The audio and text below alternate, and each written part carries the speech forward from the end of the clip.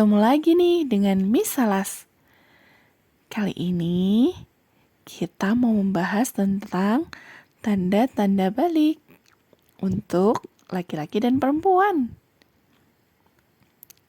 Oke, hari ini kita akan belajar tentang pengertian balik, ciri-ciri balik bagi laki-laki, ciri-ciri balik bagi perempuan, hadas besar, dan cara mensucikan hadas besar.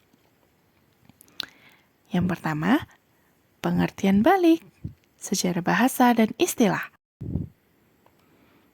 Balik menurut bahasa adalah sampai atau cukup umur. Maksudnya, di mana seseorang telah sampai di tahap kedewasaan. Menurut hukum Islam, balik adalah apabila seseorang telah mengetahui, memahami, dan mampu membedakan antara mana yang baik dan mana yang buruk. Jadi dapat disimpulkan, balik adalah suatu masa yang mana seorang anak telah dibebani hukum atau kewajiban, misalnya sholat dan puasa. Artinya, seseorang yang sudah balik tidak lagi dianggap sebagai anak-anak, tetapi sudah memiliki tanggung jawab sepenuhnya untuk menjalankan syariat Islam dengan menjalankan perintah Allah Subhanahu wa taala dan menjauhi larangannya. Tanda-tanda balik bagi anak laki-laki. Yang pertama, ihtilam atau keluarnya sperma atau mani. Yang kedua, setelah sampai umur 15 tahun. Yang ketiga, telah tumbuh bulu di kemaluan.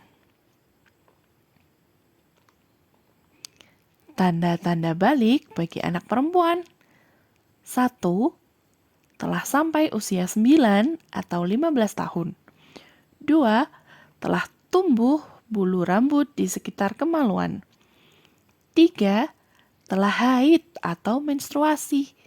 Yang keempat, ihtilam atau keluar air mani. Selanjutnya, balik dalam ilmu biologi.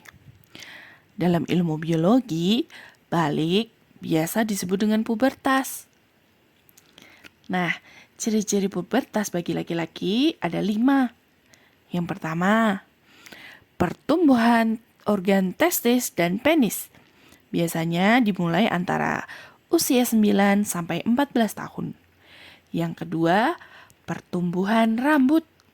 Rambut kemaluan mulai tumbuh sekitar usia 11 sampai 15 tahun. Pertumbuhan rambut wajah biasanya dimulai pada usia 14 sampai 17 tahun.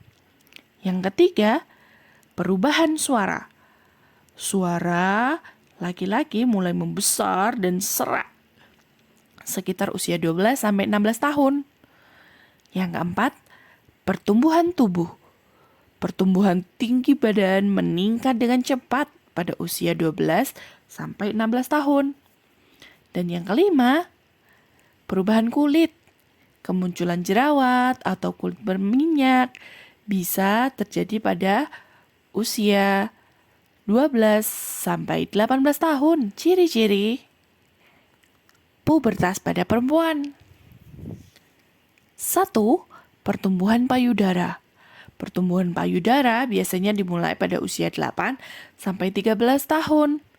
Yang kedua, pertumbuhan rambut. Rambut kemaluan mulai tumbuh sekitar usia 9 sampai 15 tahun. Rambut ketiak juga mulai tumbuh pada usia ini. Yang ketiga, pertumbuhan pinggul. Perubahan pinggul terjadi pada usia 10 sampai 16 tahun.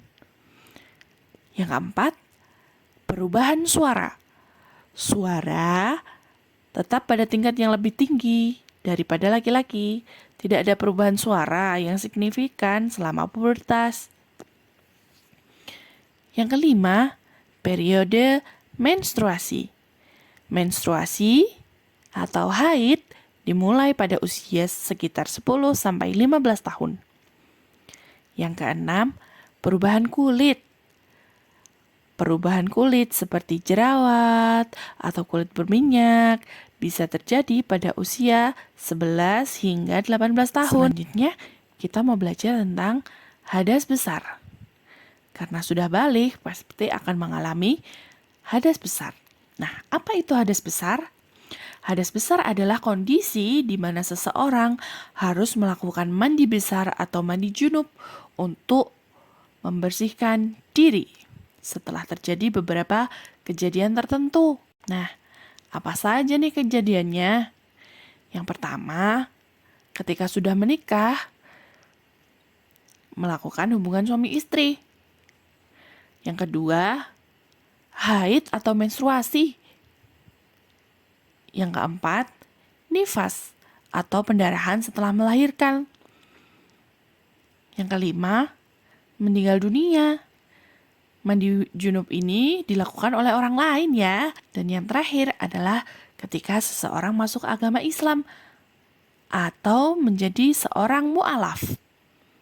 Dia juga wajib untuk melakukan mandi junub ini. Selanjutnya, tata cara mandi wajib. Mandi wajib itu gampang sekali.